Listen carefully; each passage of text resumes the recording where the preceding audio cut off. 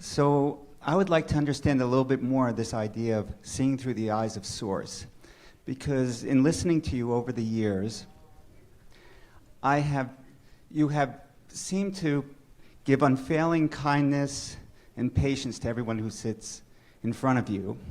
And I find in my life, I often do feel kindness and love towards people, but many times I also feel irritation, all sorts of emotions. And what is it that you are bringing to this interaction that I could learn from, or what would be helpful to know from you about the kindness and patience? Well, we're not wobbling. You see, the reason that anyone is not feeling and displaying love in any moment is because they've got it pinched off. They're in some sort of guarded place. They're wobbling. And so someone else, like in the example that you gave of yourself, might feel threatened. You might feel that you might wobble if you get engaged, or that something might go wrong. But when you're standing in a stable place, you just don't wobble. We're just more practiced at it. And you can be too. You can be too. Mm-hmm. Esther's been saying things to herself because every now and again something happens. Sometimes people just make mistakes that have big ramifications. And those big ramifications feel bigger than small ramifications. In other words, there's a momentum in it. And you'll have a knee-jerk response to it, but after a while, nothing's worth feeling bad even for a moment. That's really what it comes down to. We are unwilling to wobble. That's what you feel. So if I'm feeling critical or... You're already wobbling. I'm already wobbling. So what effect is that having on me that's detrimental to me? Well, nothing's too serious, Mm-hmm. but if you really want something that you really don't believe, then that there's an aggravation in that isn't good for you. Mm-hmm. But the most significant thing is it's something that you're practicing and continuing to perpetuate, so you're just going to get more and more and more Mm-hmm. and more of it Mm-hmm. until eventually it sort of reaches critical mass where you just don't feel good most of the time, Mm-hmm. or you're wobbling most of the time. Right. So it's the sense of threat or some adverse situations, consequence, that would elicit the sense of criticalness or... Every time yeah. there has ever been a mass murder or anything like that, if you could get to the heart of knowing the perpetrator of that, you would discover a whole lot of beating up on that person had taken place before they ever reached that place of retaliation. So the word retaliation is central to this conversation. It's that knee-jerk response. But instead of retaliation, let's call it law of attraction.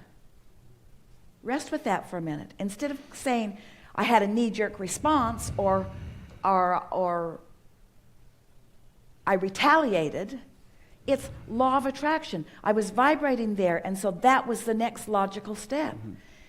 If you see someone, we know this feels like a real extreme exaggeration of what you're talking about. We're going to work our way back to exactly what you're asking for. So take a situation where something has really wobbled out of control and some terrible thing has happened. Someone walked into a school and shot a bunch of children. Well, that wobble didn't have to get that big. It didn't have to get that big. But most humans don't know how to soften that wobble. Instead, they want to demonize the shooter instead of love him.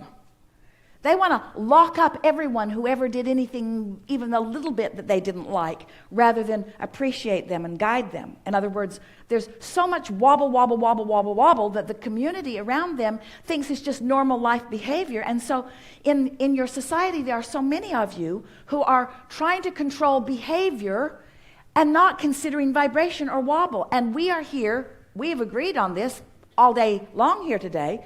You have no control over your behavior if you have not some measure of control over your vibration, because law of attraction makes you out of control. That's why you yell at your kids when that's the last thing in the world that you want to do. So is it possible, though, to discern without criticism? I found early on that I, in some ways, only saw the good in people, and I would ignore the obvious signs that maybe there were harmful motivations in a situation. And I find now that I have to be able to see if someone's coming from a place that might be a less than noble motivation within an organization, so that you don't allow a harmful momentum to develop because of that. So how do you observe and discern, but without being brought into this place of criticism and conflict? Well, you've set us up for the perfect response and the perfect ending of this gathering, because a woman said the other day, how do I get rid of doubt? And we said, you have to get rid of it before it starts. You do it before it starts.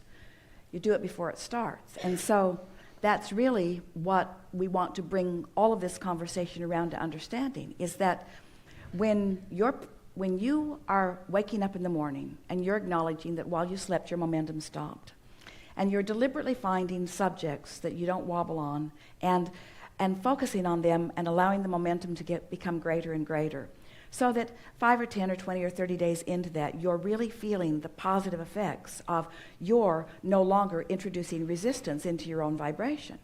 Well, now, if you could just start fresh like that and not have any relationships that already exist, the relationships that would come to you 30 days from today, once you've cleaned your vibration all up, would only be those things that are beneficial to you.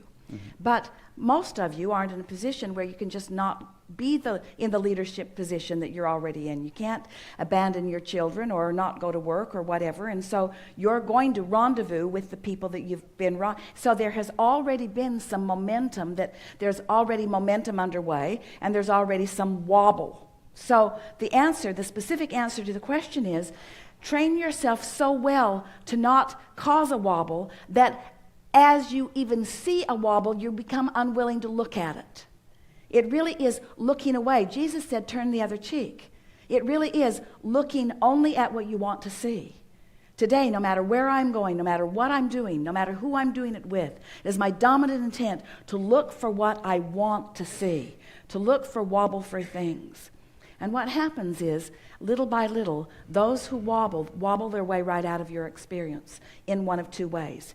Either they are, as you described them to be, sort of set on something that doesn't match what you want, but you are no longer holding them in your experience by your attention to them. Mm-hmm. That's so big.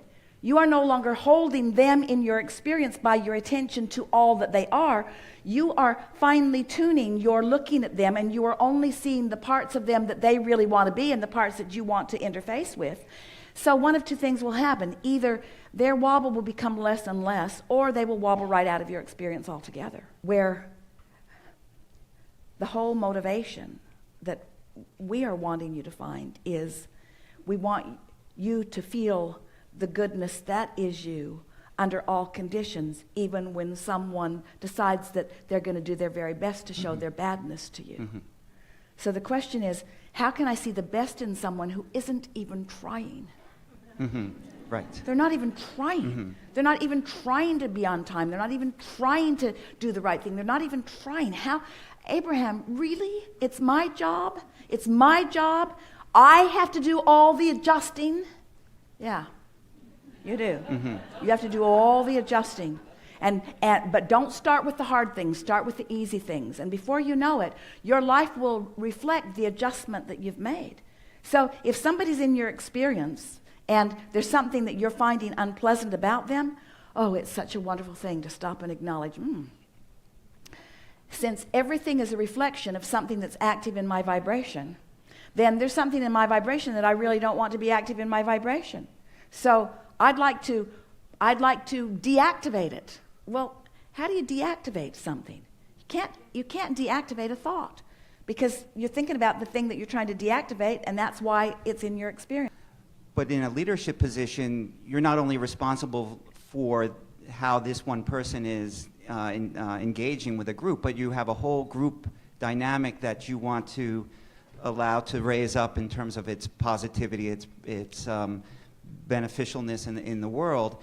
And that's where it becomes complicated, because it seems as if this one-on-one engagement that you talk about, where you see the good and so forth, maybe at the expense of a more immediate situation where you're balancing the Well, here's the benefits thing, though. of That's everyone. a habit that a lot of people have that you don't have to have.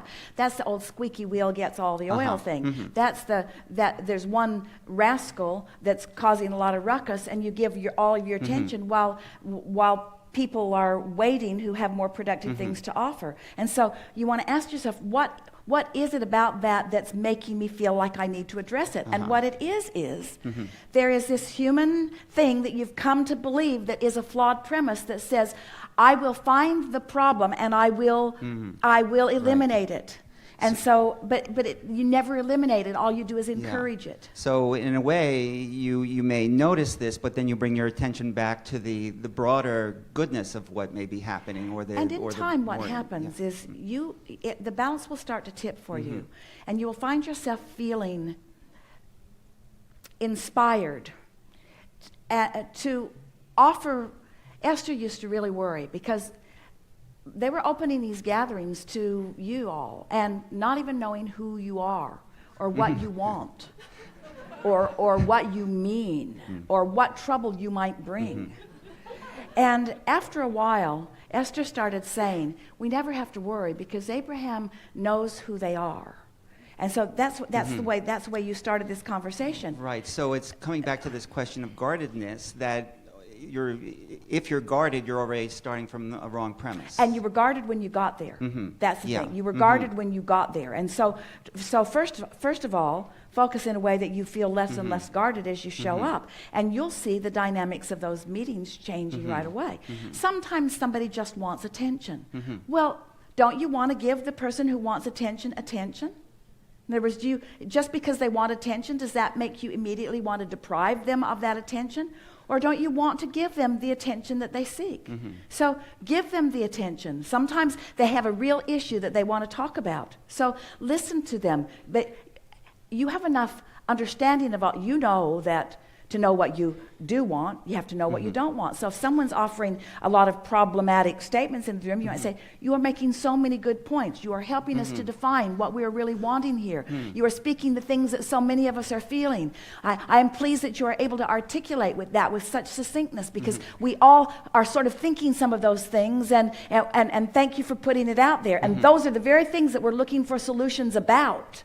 Really good, say to them. And sometimes that's all they want. If they are really, truly argumentative, and now you've turned your attention away from them and you don't turn it back, they won't come back.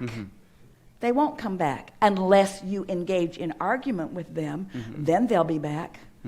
If they really want to argue, and you will argue with them, or if they really want to debate, and you will debate with them,